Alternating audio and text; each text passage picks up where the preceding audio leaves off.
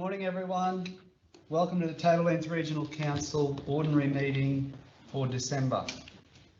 Could I just remind everyone to turn their devices either off or onto silent, please. You'll see in our agenda this morning, councillors, that we've got a Christmas lights presentation. So that will happen at 10 a.m. this morning. So what we'll do at about 9:50, wherever we are in our meeting agenda, we'll just pause the meeting at about 9:50 so that we can do the presentation at 10, because those people will be here around that time. Do we have apologies? No apologies. Thank you. Could I ask everyone to be at 10, please? I'd like to acknowledge the traditional custodians of the land on which we work and live, and pay respects to elders past, present and emerging. We'll now observe a minute's silence as a mark of respect for the members of our community who have recently passed. We wish their family and friends peace and comfort during this challenging time. I'd like us to also pay respect to the former and last Mayor of the Atherton Shire Council, Jim Chapman, who passed away several weeks ago.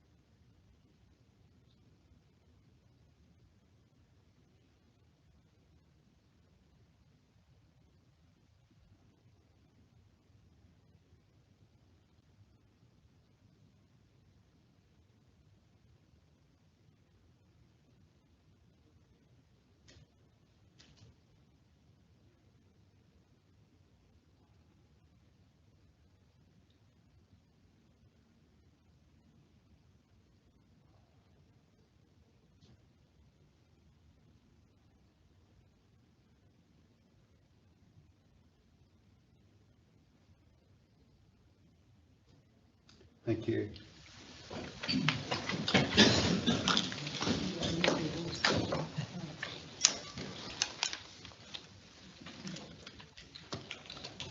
Item 6, declarations of any interest by councillors and senior council officers.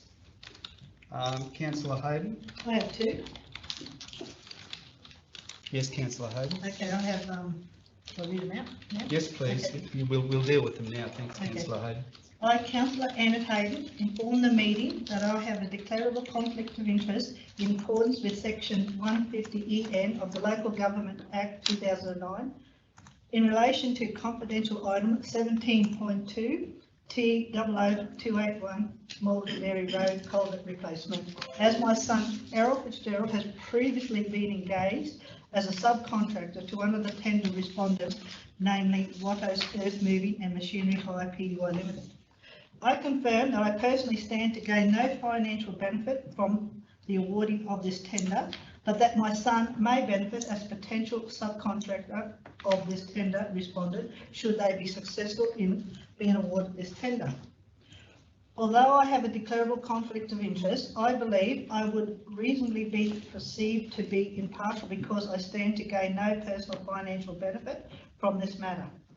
Further, I believe I have particular knowledge of the subject matter which would be useful in Council's consideration of the matter.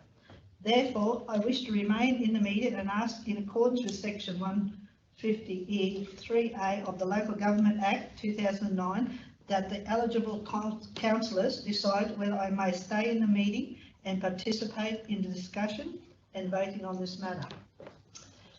I also have, Councillor Hayden, further inform the meeting that I have a declarable conflict of interest in accordance with Section 150EN, the Local Government Act, in relation to confidential item 17.5 T00289 Coolgara Road culvert replacement. As my son Errol Fitzgerald has previously been engaged as a subcontractor to one of the tender's respondents, namely Watto's Earth Moving and Machinery Hire Pty Limited. I confirm that I personally stand to gain no financial benefit from the award of this tender, but that my son may benefit as a potential subcontractor of this tender respondent should they be successful in being awarded this tender.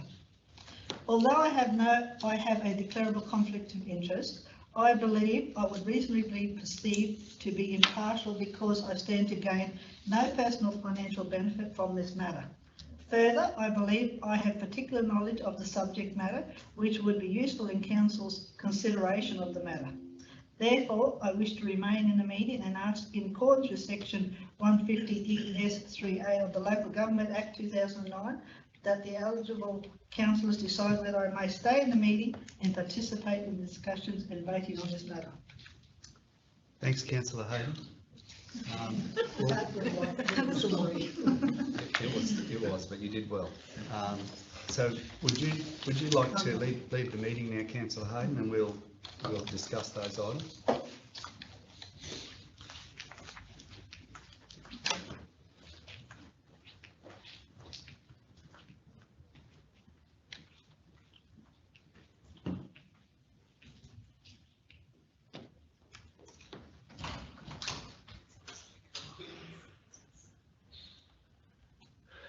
Okay, councillors, Councillor Hayden has identified 17.2 and 17.5 where she has a declarable conflict of interest, but she's making an argument that she'd like to stay in the meeting.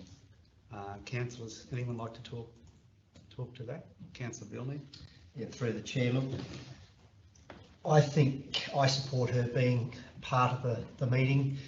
The fact that she announced a potential subcontractor, I mean the monies or the tender is going towards someone that she's not related to.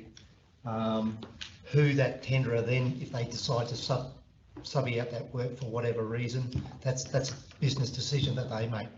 So I don't believe there's any conflict there. Thanks, Councillor Bilney. Councillors, anyone else who'd like to talk to this one? Councillor Carter. Yeah, thanks. I'll just go on what Councillor Bilney just said. Yeah, there is no guarantees that her son's contracting firm will be engaged by the successful tenderer. However, the fact that Councillor Hayden has brought it up suggests that they could, and who knows. So I think for Councillor Hayden's benefit that she shouldn't go anywhere near this, and I won't be supported to have it in the room to vote. We'll discuss the matter. Thanks, Councillor Cardew. Councillors? Anyone else like to talk to this?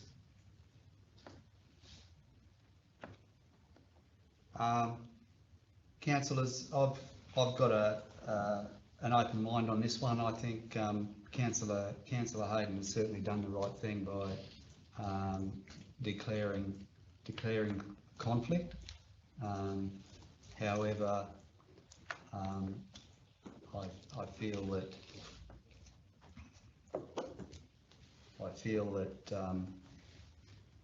she is sufficiently removed from these items. Her son's a subcontractor who may or may not get work should one particular contractor win the tender. So I think it's a fairly long bow, and I think Councillor Hayden is doing everything in her power to be as transparent as possible on this one. That's my view, and I think she's erring on the side of caution, is my personal view. Anyone else like to talk to this before we put it to the vote?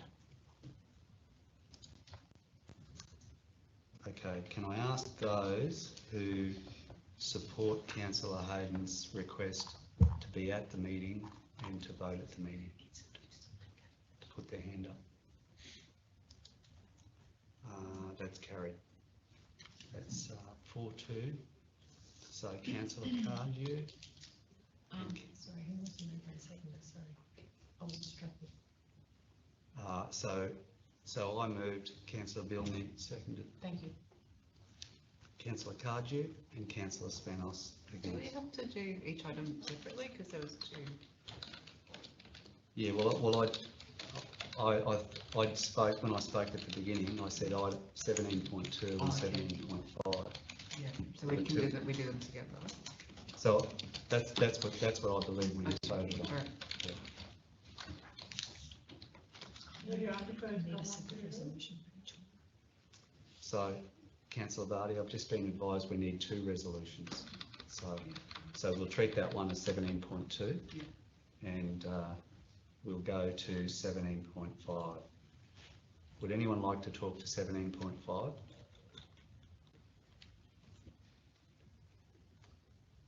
Those in favour of Councillor Hayden being in attendance and voting on 17.5, I'll move. Councillor Billney second. And that's carried. So that's Councillor Cardew and Councillor Spanos against the 17.5.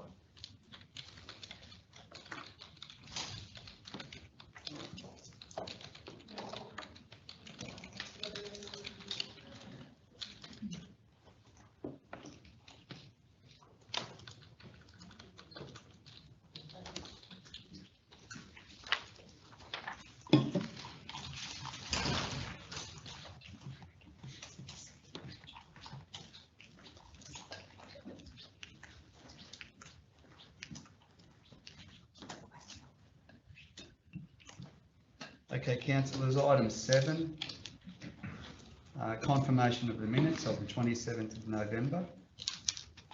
Can we have a mover that those minutes be moved as a true and accurate record? Councillor Spanos moving, seconder. Councillor Vardy. Those in favour? Sorry, who was doing it? Sorry, I've done it again. Yeah. Move and second. So Councillor Spanos Yeah. and Councillor Vardy. And Thank you. that's 7-0. So that brings us to item 8, business arising out of those minutes.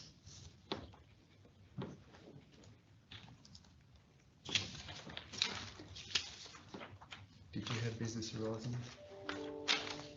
Thank you. Business arising out of those minutes, Councillor Cardew raised a question on notice requesting that councillors are provided with the cost expenditure for each of the 4 agreements prepared for the Atherton Performing Arts.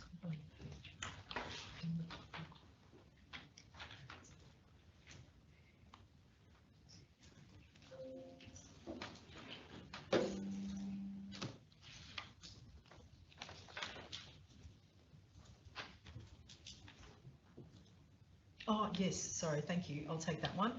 So we're organising the costs, so it goes back over a period of probably at least a year and a half, but I've been watching the email circulate. We'll include all the legal costs as well. So we should have that report back by probably January, at this stage of the January OCM.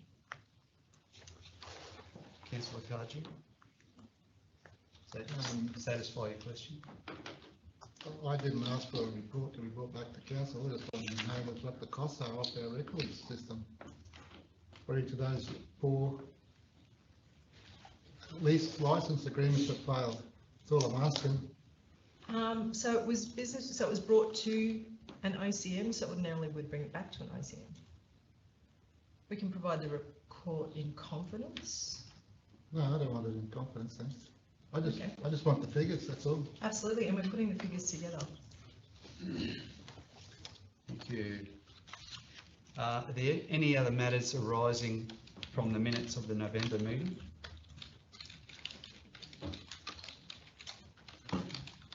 Very good.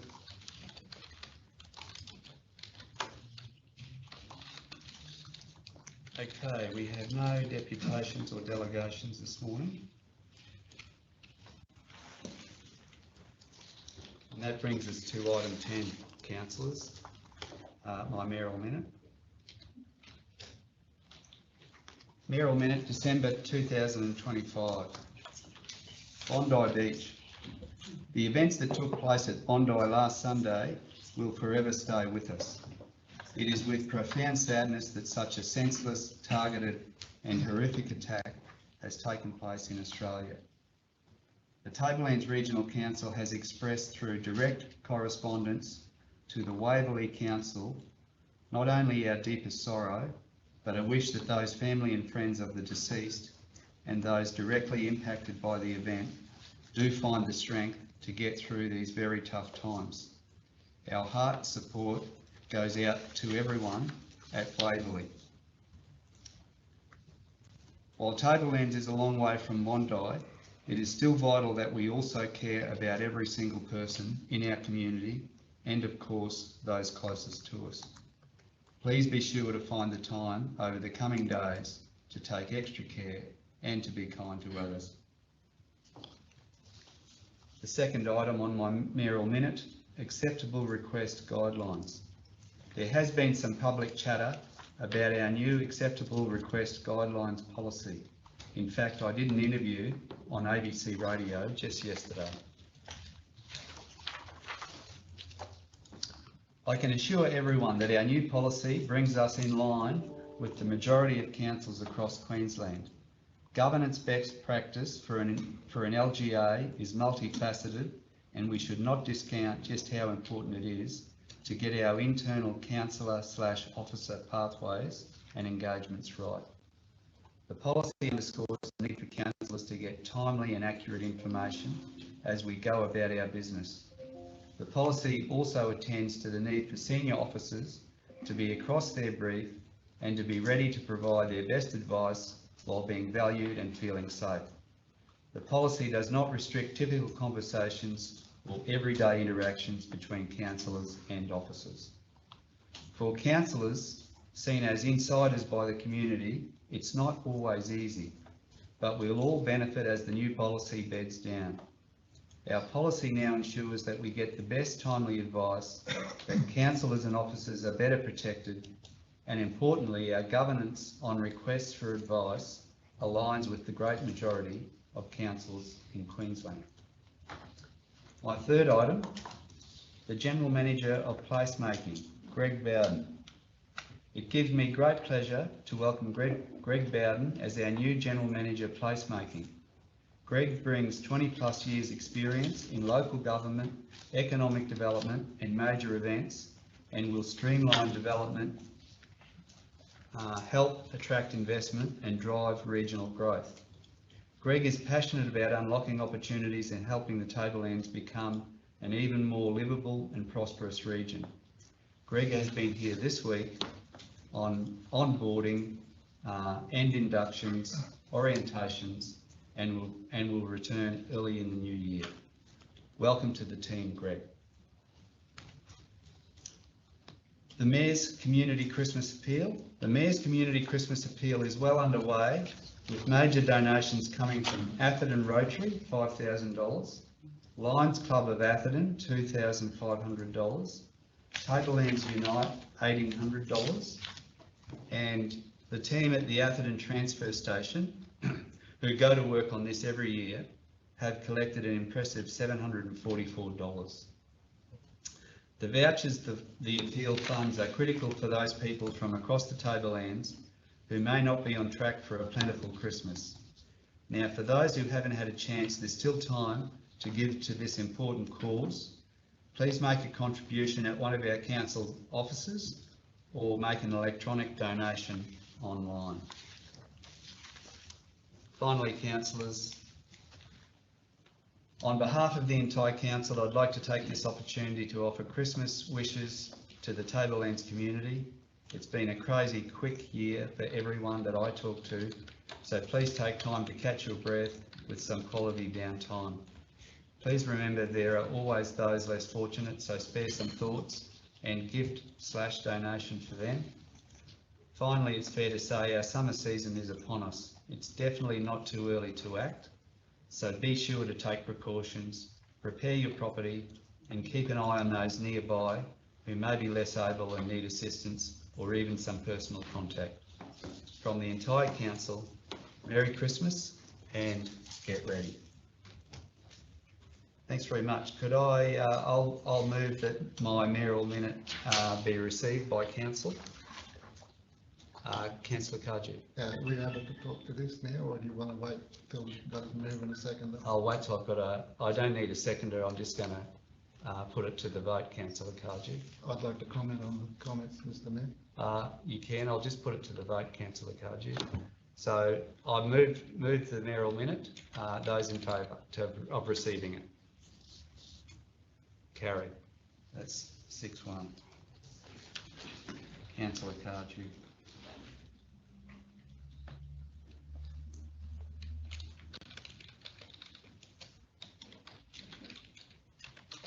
Councillor Cardew. Thank you. I just want to comment on what you said with regards to the acceptable request guidelines. Just want to highlight that not all councillors voted on that. It was a close vote, it was 4-3. However, it was accepted and we have to abide by it. I understand that. There's a couple of comments in here that relate to safety of staff and protection of councillors and staff. I just don't understand what you mean there, that we need protecting and that they need to be safe. So my question to you, Mr Mayor, is what is so dangerous and why are we unsafe and need protection? Councillor Cardew, there's been some recent events at this council where council officers have actually felt threatened. Council officers have actually had to leave to go home from work because of engagements with elected members. So it's really important that whatever interactions councillors are having with officers, that they're always respectful. And that's a big part of the acceptable request guidelines, is about making the workplace a safe place for, especially for officers, but also the other part of it is that it ensures that councillors are getting the most accurate and timely information because they're speaking to officers at the appropriate level. So that's what it's really about, Councillor Cardew. It's about making sure engagements are always respectful so that people don't feel overwhelmed, because there is a power imbalance between elected officers and staff, especially if those staff are further down in the organisation and are not familiar with dealing with elected members. It can be quite challenging. So that's what the reference in my mayoral minute is all about. It's about respecting the relationships that we have with those people in the organisation, because the most important asset we have as an organisation is every person that works in here. We can't fix the roads. We can't take the rubbish away. That's the work of all the people that live in this region and work for the TRC. So it's critically important that the relationships and boundaries are fully understood.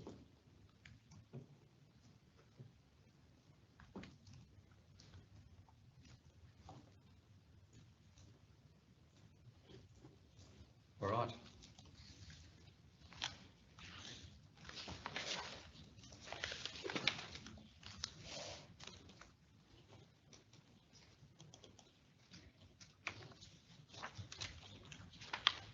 That brings us to item 11.1. The Chief Executive Officer Report, December 2025. I'll hand over to you, CEO. Thank you very much, Mayor, and through the Chair. I'm very pleased to present the final report of this calendar year to the ordinary meeting. Just an update on a few things we have underway. The Tablelands Interagency Group, a huge thank you to Team TRC involved in those, I call them TIG meetings. We've received really great feedback from those involved, including councillors and attendees, including the way that the staff participate and facilitate the meetings. and it has been said that it indicates a council wanting to be in touch with the local community. So thank you to those on the team who have been involved, and also thank you to those who have expressed a view about those meetings. It's really useful to staff to have that positive feedback. The new multi-purpose facility at Malanda, there's a broad consultation by way of a survey. It's not too late to get in and have a say about what, for the community, about what they would like to see. So the survey is open until the 12th of January. I think I've got the right month. So please join in the conversation online at trc.qld.gov.au/join-conversation. The Local Government Empowering Councils and Other Legislation Amendment Bill has been referred to the Local Government Small Business and Customer Service Committee. There will be a committee inquiry. I think it will happen quite quickly. If anyone would like to make a comment or a submission about that bill, please jump online to the parliamentary website or Google it, and you'll be able to provide some feedback by way of the committee process. In the update, I've also included some of the major projects underway, including the Tinaroo Foreshore Footpath, our gravel resheet program, and the bitumen reseal. Any member of the community can find out more information. We regularly update our website on any of the projects, or most of the projects that we have underway. Finally, this meeting draws to a close the official meetings calendar for 2025. I'd like to extend a huge thanks to councillors, staff, key stakeholders and members of the community for such a productive year. We have a really small ratepayer and utility fee payer base. It's been a challenging time as we seek to ensure financial sustainability for TRC, and to everyone that's played a very vital role, thank you for your contribution, and have a safe and happy Christmas and New Year. Thank you very much. Do we have a mover for the CEO report? Councillor Spanos moving. Seconder, Councillor Hayden. Those in favour? Carried. Thank you. That's 7. Okay, councillors, that brings us to placemaking, item 12.1. Mott Family Trust, material change of use, dwelling house and office, lot 2 on SP 145481-28 Kennedy Highway, Tolga, MCU 25/0021. I'll pass over to you, Peter, if you'd like to talk to that. Thank you, Mr. Mayor.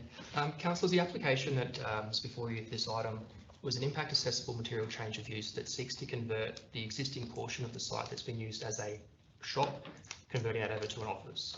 So the site's been purpose built back in the day. It was built so it could be converted to a dwelling in its entirety. However, the proponent's looking to retain that aspect of the commercial use for an alternate commercial use. There were no submissions received during public notification, and there are no changes proposed to any activities on the site. So parking and access arrangements are proposed to remain unchanged. Thanks, Peter. Councillors, any questions for Peter? No? Do we have a mover of the officer's recommendation? Councillor Spanos moving. Councillor Cardew seconding. Councillor Spanos. I don't need to speak to it. Yeah. I understand what's happening now. Yeah. Does anyone wish to speak to this? Those in favour? Carried. That's 7.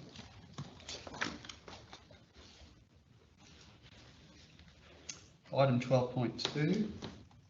Wildplan Proprietary Limited, reconfiguring a lot, 1 lot into 3 lots, lot 10 on RP7 02522, 2/10 Daly Street, Tolga, RAL 25/0030.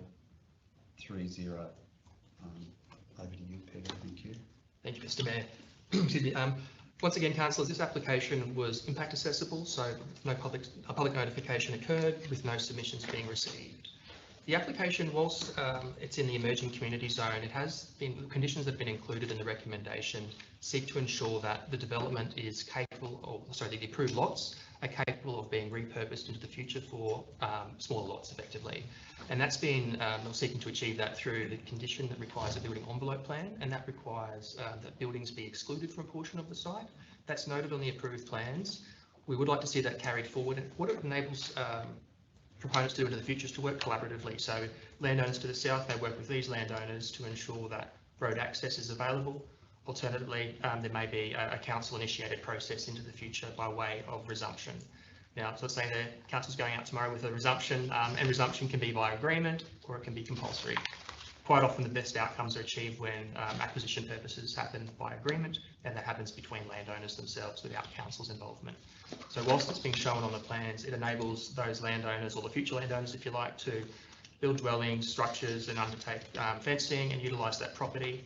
However, it does provide that security into the future that the appropriate structure is available to enable further redevelopment opportunities. And that may be once sewer is extended to the side or whatever may happen in the future, but it's just ensuring that the future repurposing of those lots for a higher level of residential density can be achieved with the least possible pain. Having had someone has gone and put their house where a future road corridor may be, so it's just protecting council into the future and ensuring those landowners are also informed at the outset as well. Thank you, Councillor Cardew. Yeah, Peter, is there a plan in here showing where those building envelopes are on those Yeah, proposed lots? it's to be reflected as per the approved plan. So I'll just lead you to the page number.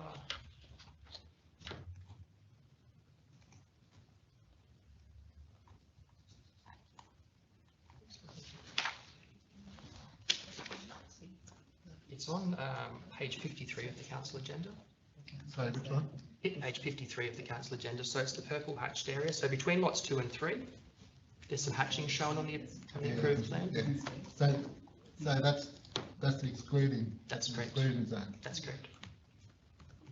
Yeah, okay.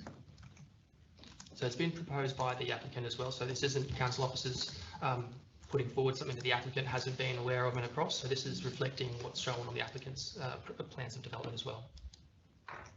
Peter, regarding that area, if it is resumed in the future, those lot owners would be financially reimbursed for that, is that? Yeah, that's correct, councillor. I mentioned that it could be via agreement. Now, via agreement between the landowners to the south, that may be, that's a commercial arrangement that they would reach. If there was ever a need for council to be involved, then that would be a council initiated process. The chance of that being a council, you just don't know at this stage. Yeah. Really, it's just about preserving the future ability for those lots to be developed without having additional access to the highway. Okay, and my other question was just that how is this communicated to future people who might buy that block of land and, yeah. So there'll be a building envelope plan and there'll be a rates notation as well. It'll be- And the benefit of including as a rates notation is that's the lowest level of search effectively that's undertaken through property conveyancing is the rate search, and it flags that it's a building envelope over the site and references back to that approved plan. Whatever. Yeah, okay, thank you. Peter, Councillor Cardew. what's the width of that? You know, just roughly on each of those lots. Take that on notice, councillor. The lots are proposed to have it with a 40-metre frontage. Believe is a 60-metre. It's a 60-metre dimension on that. I mean, it's, the reason I asked Peter is, it's on the fringe of residential properties in Tolga. Now, Tolga wants to expand, that's probably on the eastern side of the highway. There's not a lot of room for expansion for residential development at Tolga on the eastern side of the highway.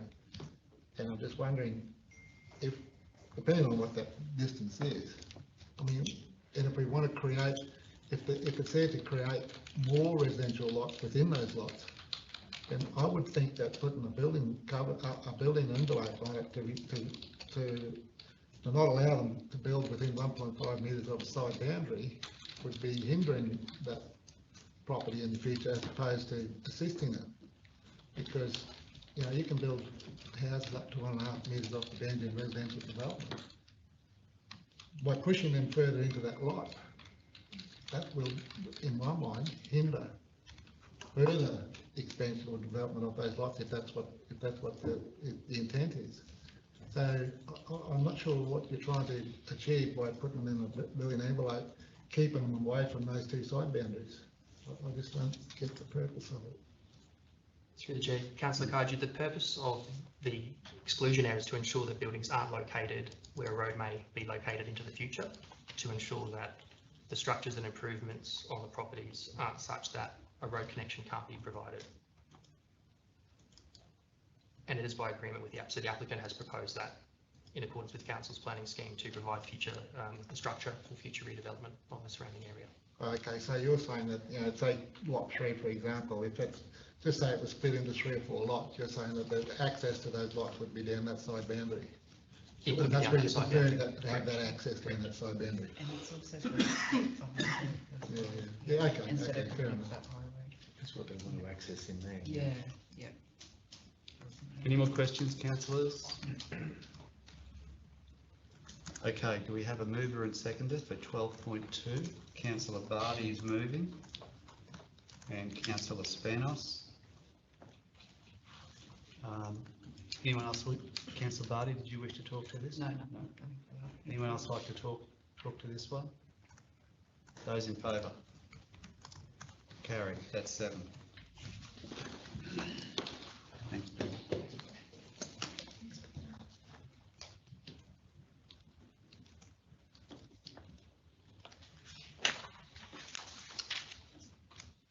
Item 13, infrastructure and environment. 13.1, principal cycling network. Thanks, David, when you're ready. Thank you. Through the chair, Transport Main Roads have produced the Principal Cycling Network, which is a planning tool that the state uses to guide the development of cycle routes throughout Queensland. Under the Principal Cycling Network, there's two routes, one being the principal route, which is a core arterial route that connects people to key everyday places such as shopping centres, schools, workplaces, public transport if it exists in those places. The other being tourism routes, which is designed to enable people to cycle to scenic locations or make the ride a scenic event. Endorsement of the plan will enable council to apply for funding for projects on the Principal Cycle Network, either the core routes or the tourism routes, for any upgrades that may be applicable. The routes are reviewed regularly where they go, and council in the future will have opportunity to provide input as to the suitability of where the routes actually go. Yeah. Thanks very much, Dave. Questions for David? No? Do we have a mover of the officer's recommendation? Councillor Bilney is moving. Do we have a seconder? Councillor Spanos? Councillor Bilney. Yeah, through the chair. By endorsing this updated Principal Cycling Network, it will give council a strategic framework for future cycling infrastructure.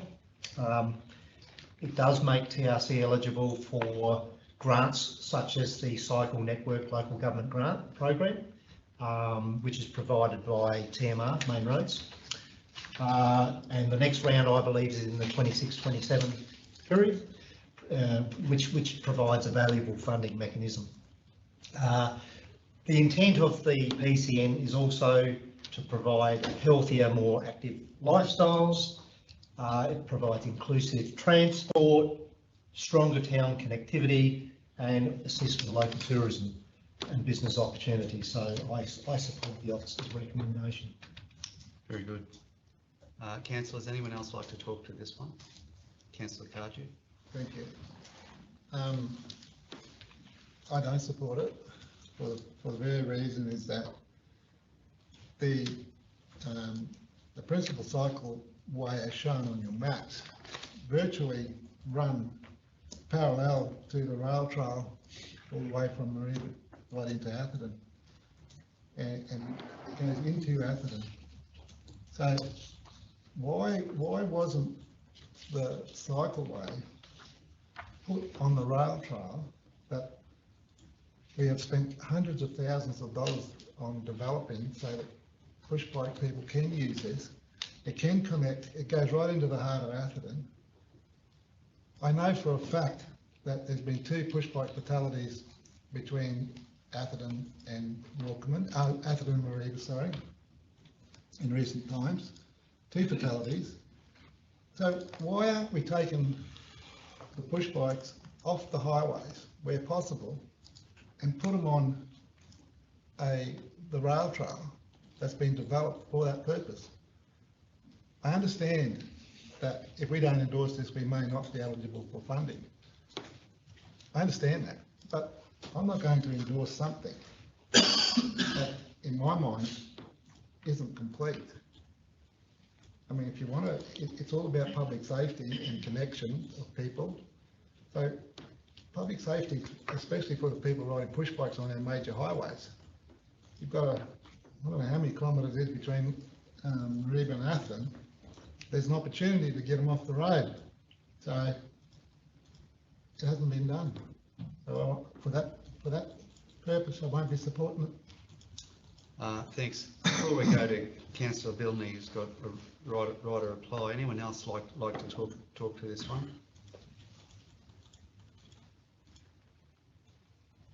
Well, look, before we go to Councillor Bilney, I'll say a few words and Councillor Bilney can wrap it up. But look, you know, we need to be in the game. We can't stop people from riding on the roads. You're legally allowed to ride on pretty much any road you like. And we are developing our off-road networks.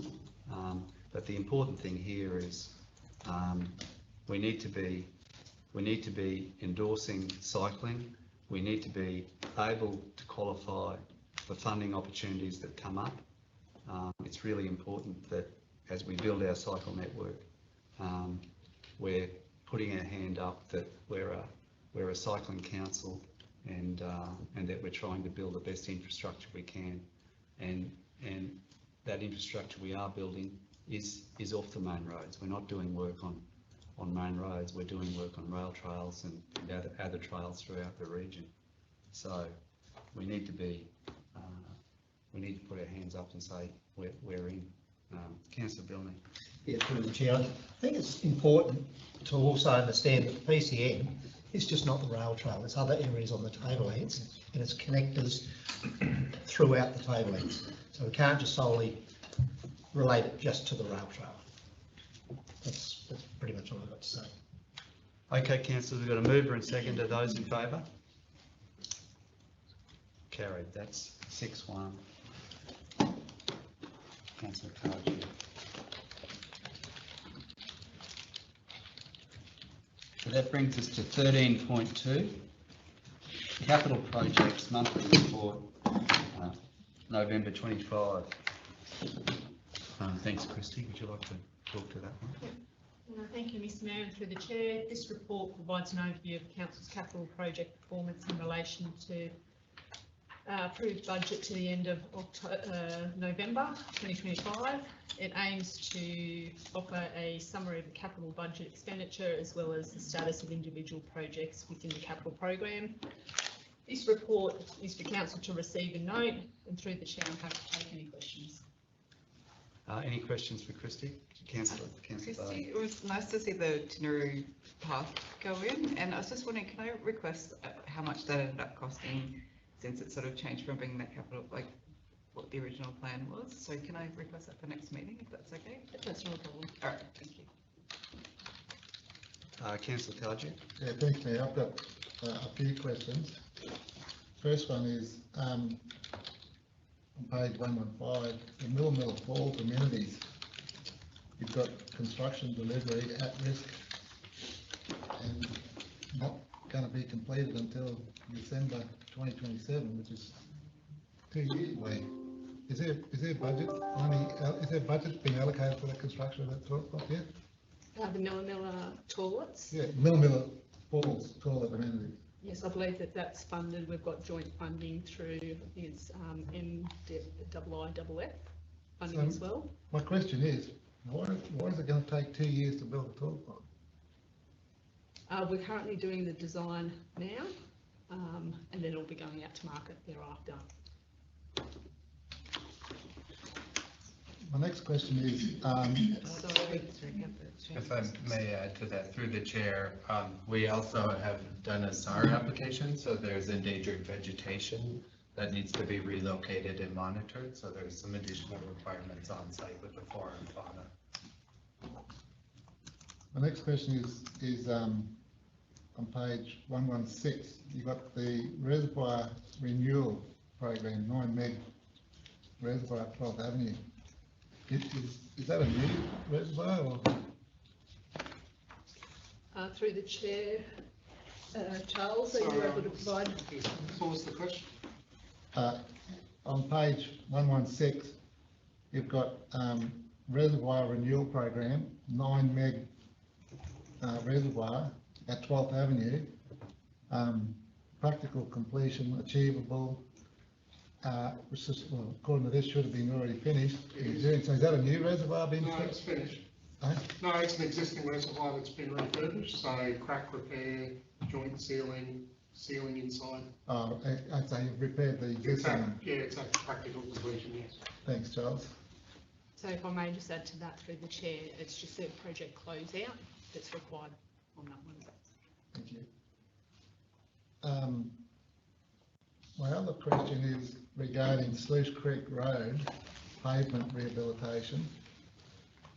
I noticed that we've just yesterday, I believe, completed causeway crossing there. 12 or 18 months ago, we put a new bridge on Sluice Creek Road. I'm just wondering, I just don't know the importance of Sluice Creek Road, and we're spending all this money on Sluice Creek Road. Can you enlighten me why we're sort of focusing a lot of our efforts? And it's only just come to me because I haven't realised that we are spending a lot of money on Sluice Creek Road on different projects. For what purpose? It's only a shortcut because the highway just goes around. And we've got lots of other roads out there that require attention. I'm just wondering, why are we focusing so much on Sluice Creek Road with all this expenditure? Through the chair, may we take that on notice, please? We can look into the strategy and the level of service associated with the road to provide you a detailed response. And my next one is on page 119, Griffin Road drain replacement design, not commenced, nothing. What's happened? I thought we had money in the budget for stormwater address the stormwater issues on Griffin Road. That's been on the books for some time now. I'm just wondering why they haven't gone anywhere. Through the chair. If I may, through the chair, that particular project was in relation to on Griffin Road.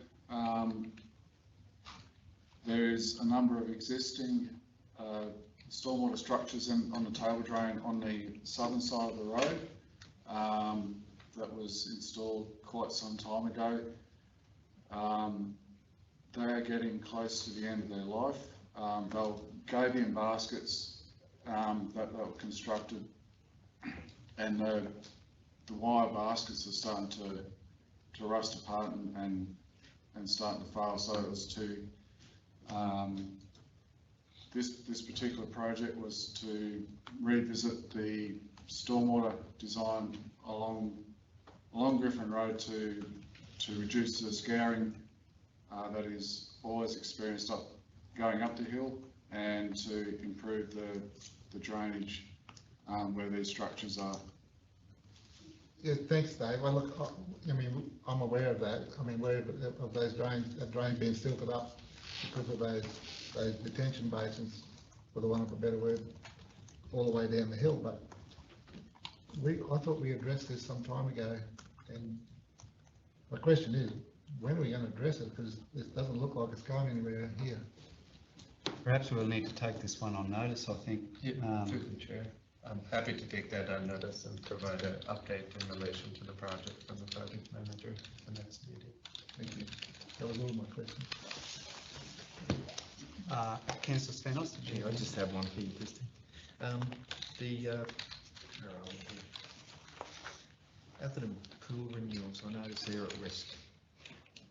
And they've been going for quite a while. Have we got an update on any repairs and renewals that we're doing? Have you got something that you can give me on that? If you don't mind. Yes, through the chair, we went to tender for the upgrade of the electrical works, and the budget came back higher, so we're reviewing the actual scope to ensure that we're getting the best value for money.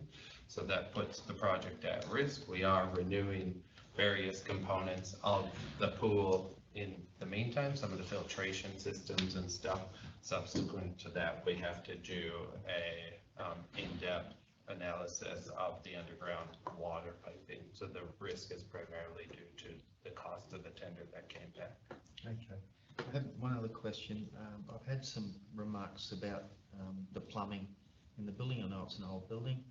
Is that a part of what we're looking to do with the renewals at all? Is that something else that's a part of what we're doing? Through the chair, so we've spent the past 2 years doing condition assessments on the entire property, from the buildings to the plumbing to the electrical works, to the next steps, the pool itself. So we have a 10-year forward capital program that councillors can understand the costs associated with that service and the ongoing service. And you'll come back to us with that? Yeah. Okay. All right. Thank you. That's what I need. Thanks, Chris. Any more questions for Christy? Do we have a mover of the officer's recommendation? Councillor Lang. Seconder? Councillor Spanos. Councillor Lang, did you wish to talk to that? That's all that, thank you. Anyone like to talk before we put this one to the vote? Those in favour? Carried, that's 7.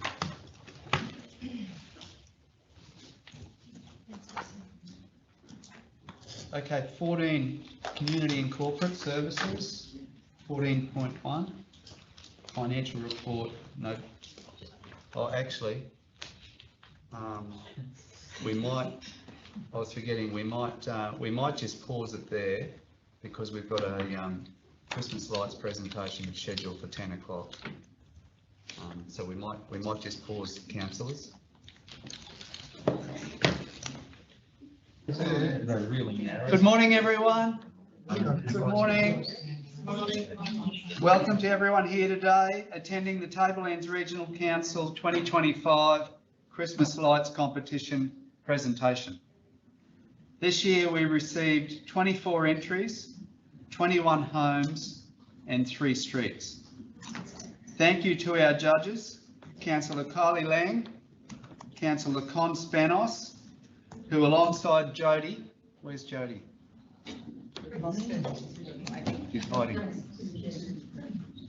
Alongside Jody Coco, had the enjoyable task of visiting all your homes and streets. The Christmas Lights Tour is available on Council's website and social media, and I encourage you to take time to drive around to enjoy the wonderful light displays of those properties who still have their lights up. Councillor Lang and Councillor Spanos would like to say a few words.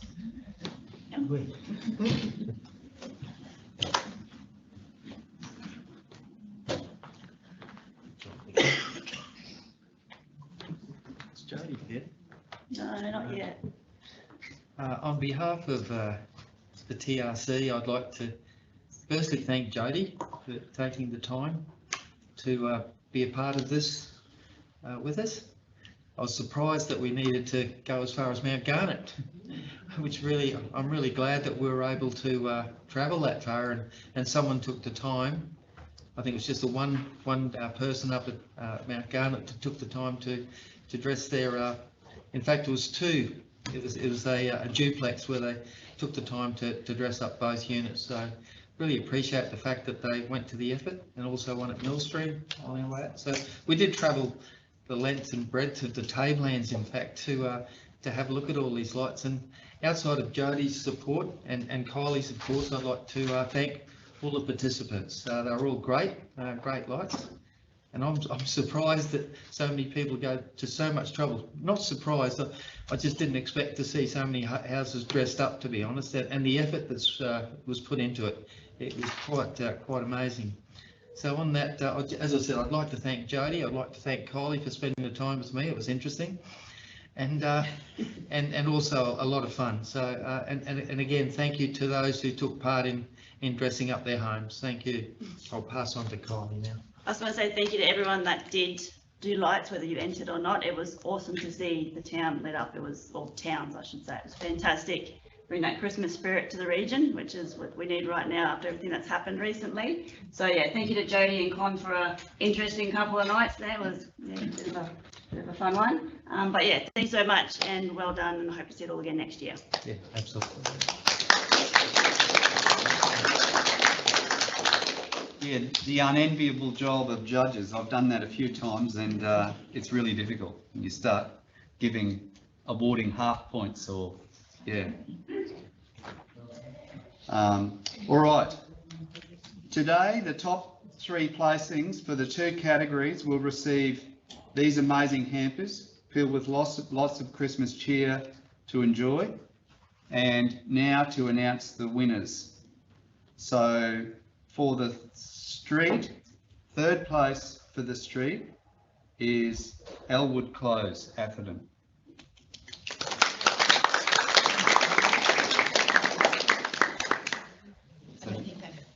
You're not here? 2nd place for the street is Filippo Close, Tolga.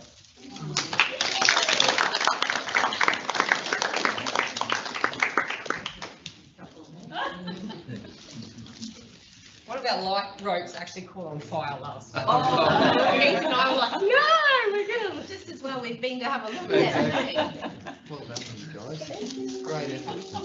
Con. Thank you. Thanks very much. We'll send, Turn around and smile. I want to Quick get a photo. yeah, sorry. Kylie, a bit closer. Thank you. And Con, you're hidden behind a Of course basket. I Yeah, am. I was like- Thank you. Do you want to be the judge? No, I don't need to. and 1st place for the street is Wattle Close, Youngborough.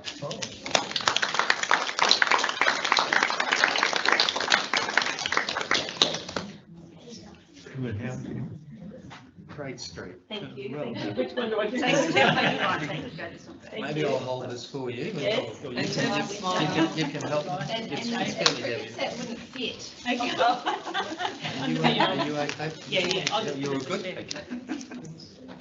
Thank you. He just wants to do what he does. He just loves that cricket. And now to announce the placings for the residents category.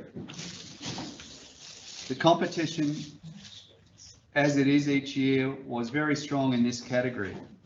3rd place for residents, 3rd place is 33 Payne Street, Atherton.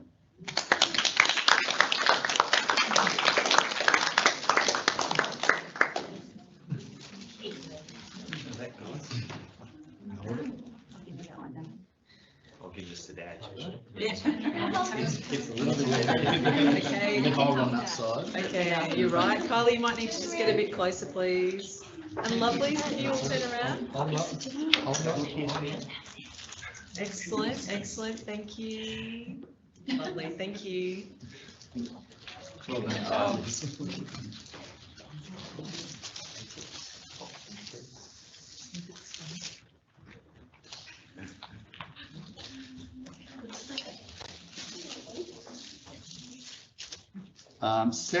Second place is for residents, 3 Waddle Close, Yungaburra.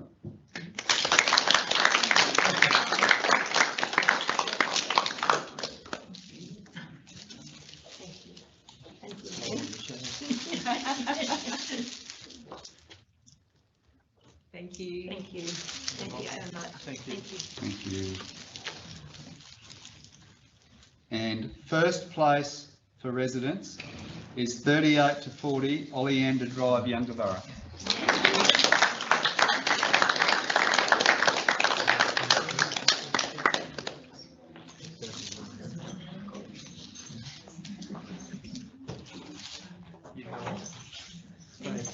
Really good effort, Well guys. done. Thank you. That's quite heavy.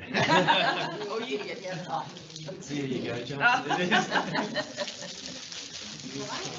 You right? Yeah.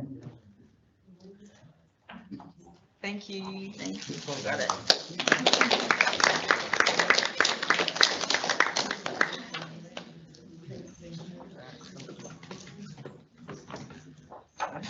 Now to announce the People's Choice Award for the nominated homes.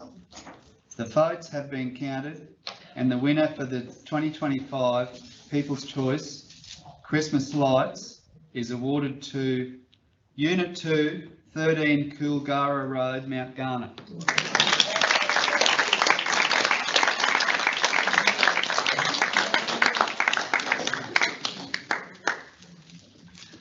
Thank you for making our drive to Mount Carmel. Well done, you guys. Great effort.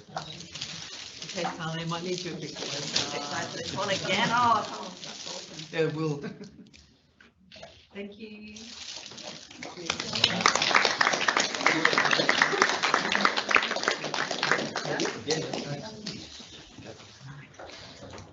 Thank you to everyone who participated in this year's Christmas Lights competition and congratulations to each of you. Please join us for morning tea and we might take a few more photos. And I'd like to wish everyone a safe and Merry Christmas. But yeah, please join us for morning tea. We'll celebrate that now. Thank you.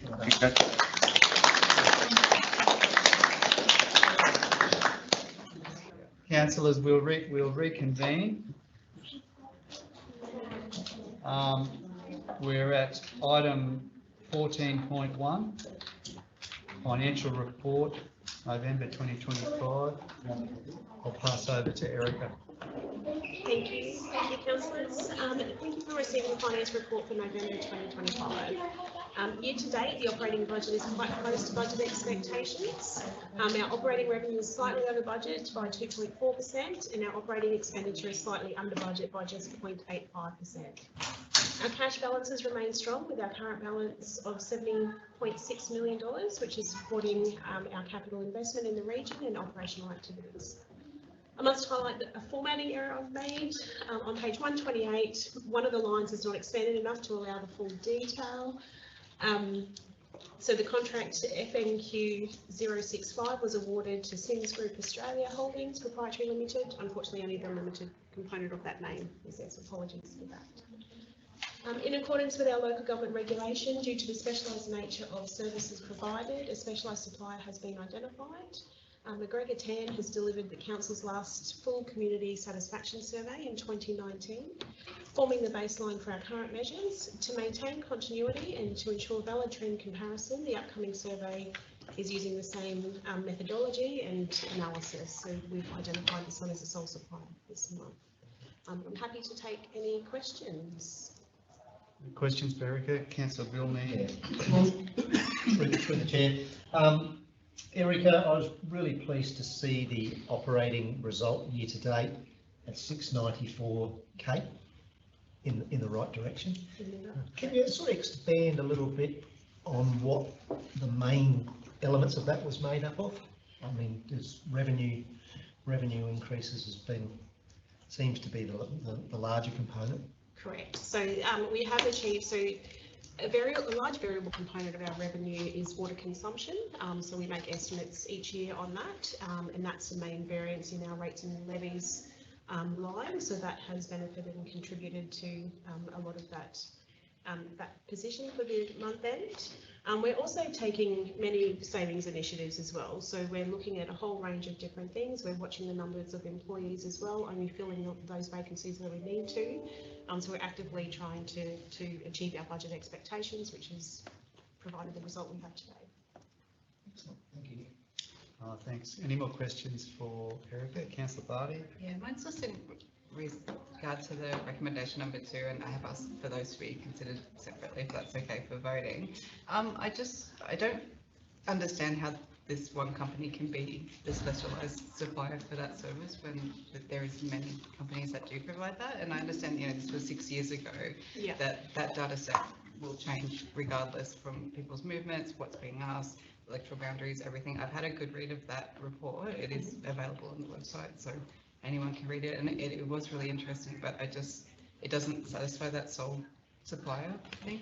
So this one is under, so it's the category under the regulation is around sole supplier or a specialised supplier. So in this instance, this one is considered a specialised supplier. It's the same register as such. So the specialised nature is because they have that data set, they own that intellectual property, I suppose, from that original.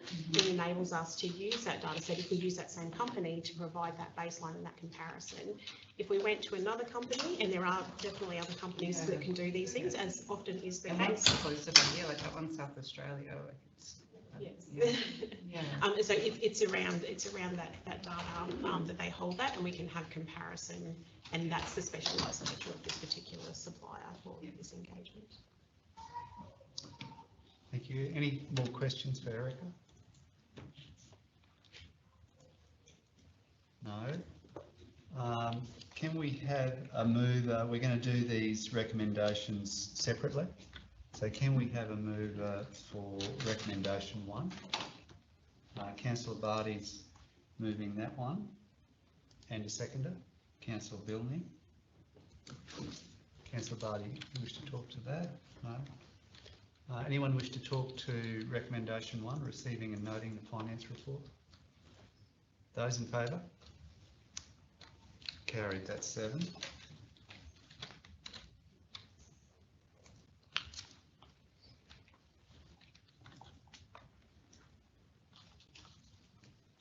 And that brings us to the second item of the officer's recommendation. Do we have a mover of the second item? Councillor Hayden's moving that one, and a seconder. Councillor Bilney. Councillor Hayden, would you like to talk to him? Yeah. Anyone like to talk to this one? Councillor Cardew. Thank you. Erica, is there going to be, if we use this person as a specialised supplier, what's the cost thing do to us? Is it going to cost us more or something similar, or? If I can, through the chair, just, so one of the reasons for continuing with these guys is that they have the setup already, so the cost for doing this round of the survey, even though they'll refresh it, is similar to what it cost us in 2019, whereas if we went with a new supplier, it would cost us significantly more. So we did do that assessment of cost before making the final determination to continue with this organisation. So it's less than if we went to someone else. Is that not answering? I understand exactly what you said. Just that, like, for me, I feel as if we're being locked in and can't get out, similar to what we do with IT stuff, Yeah. So, at some point we need to be able to hit the reset button, but I'm happy enough so long as it's not costing us more than what it would if we went to somebody new. So if I just clarify, so we're definitely not locked in. We have the choice, but we've chosen to continue with this because it meets two criteria, so it represents good value for money compared to other options, and it allows us to have some continuity from the previous survey, so it ticks both those boxes. Councillor Barty? Just on that though, like this hasn't gone out for a tender or a quote or anything like that. So saying that, you know, it's cheaper than someone else, we don't know what someone else is going to quote on this. So I don't know that that's fair. And that's why, yeah, I feel like it should go out other than just lock someone in. Question, sorry. Is that Sorry, yeah, no, my question is, like, you said that their quote is cheaper than other people's, like their other groups, and where's the evidence of that? Like, we're given this one paragraph that says this is everything, like, we don't even get the report included as part of the agenda, so there's no other quotes from other groups, there's nothing like that, and just to say that this group will be cheaper, but there's no evidence of that, if that makes sense. Yeah, so it does. So, so the investigation, the point of appointing them as a sole supplier is that we then, specialised supplier, so that we don't then have to ask others to formally make that quoting process. So we still do the preliminary work to understand what the likely costs are, and there's lots of options for doing that through local buy and other. So that assessment is done before it's determined that it's preferable to go as a sole supplier. Specialised supplier. Any more questions on this one before we go to the vote? Okay, we've got a mover and seconder for the second recommendation on 14.1. Those in favour? Carried. That is 5-2. And that was Councillor Barty. And Councillor Spanner? Yes, Spanner.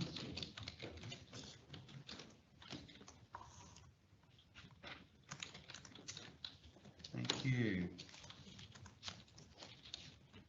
Okay, item 16, business without notice.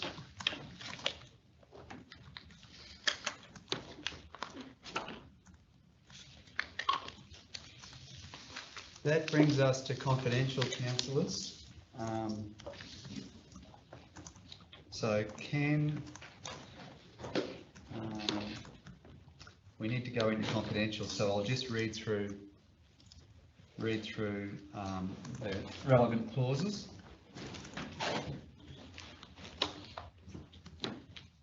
That in accordance with section 254J 3 of the Local Government Regulation 2012, the meeting will close at this part of the meeting to the public for the reasons and matters noted. Now, what we're going to do, councillors, because we've got 5 items in confidential, the reasons for going into confidential for all those items are the same. So I'm just going to read the reason for going into confidential once, but it will be for all the items which I'll read out now. So the first item is 17.1 T00280 Solly Road Culvert Replacement. 17.2 T00281 Morganbury Road Culvert Replacement. 17.3 T00282 Provision of Management Services Lakeside Caravan Park. 17.4 T00287 Ball Road Pavement Rehabilitation. 17.5 T00289 Kilgara Road Culvert Replacement. These 5 reports are confidential in accordance with section 254J 3 of the Local Government Regulation, which permits the meeting to be closed to the public for the business relating to the following. Item G, negotiations relating to a commercial matter involving the local government for which a public discussion would be likely to prejudice the interests of the local government. So can we have a mover that we go into confidential on that basis? Councillor Spanos. And seconder, Councillor Billney. Those in favour? Carried. That's 7-0.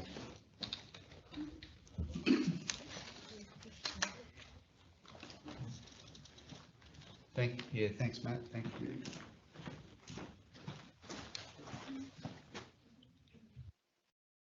Okay, 17.1 T00280 Solly Road culvert replacement.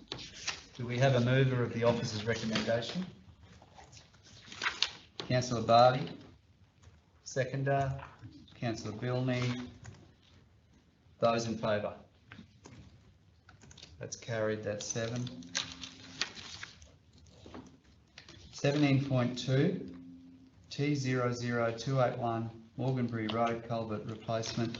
Do we have a mover of the officer's recommendation? Councillor Cardew. Seconder. Councillors. Councillor Bilney. We have a mover and seconder. Those in favour? Carried. That's 5-2.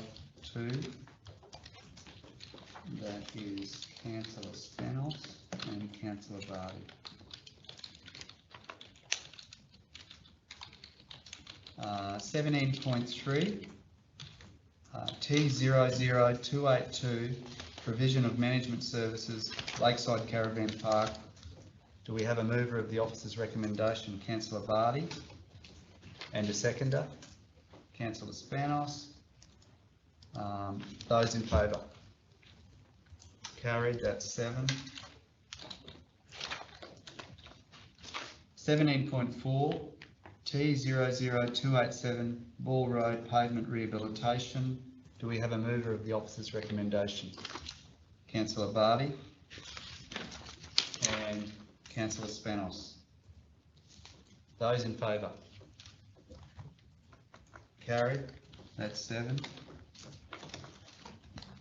17.5 T00289 Kilgara Road culvert replacement. Do we have a mover of the officer's recommendation? Councillor Bilney and a seconder, Councillor Lang. Those in favour?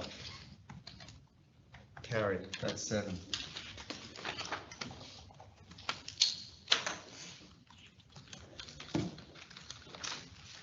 Well, that brings our meeting to a close, councillors. Thanks very much. Merry Christmas.